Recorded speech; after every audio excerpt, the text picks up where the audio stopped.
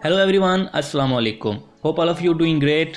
आज हम दो एक्सप्रेशंस के बारे में बात करेंगे। One of them is due to and other one is owing to.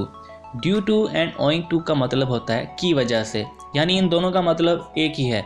लेकिन अगर इंग्लिश में हम इनके इस्तेमाल की बात करें तो इनमें वेरिएशन पाई जाती है, इख्तलाफ पाया जाता है। For example, he cannot go to school due to illness. वो स्कूल नहीं जा सकता क्योंकि वो बीमार है या बीमार होने की वजह से। और दूसरी तरफ एक और एग्जांपल अगर हम लें, due to illness he cannot go to school. बीमार होने की वजह से वो स्कूल नहीं जा सकता। तो ये दोनों सेंटेंस ग्रामेटिकली करेक्ट हैं। तो इन केस अगर हम ड्यू टू को सेंटेंस के शुरू में या दरमियान में इस्तेमाल करें तो दोनों तरह के एक्सप्रेशन दुरुस्त हैं।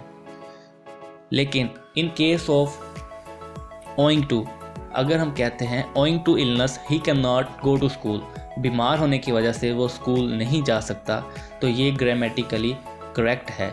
लेकिन अगर हम कहते हैं या सुनते हैं he cannot go to school owing to illness, कि वो स्कूल नहीं जा सकता बीमार होने की वजह से या क्योंकि वो बीमार है, तो ये ग्रामेटिकली रॉन्ग है, यानी कि गलत है। क्योंकि हम कभी भी ओइंग टू का इस्तेमाल फ़िक्रे के दरमियान में या आखिर में नहीं कर सकते।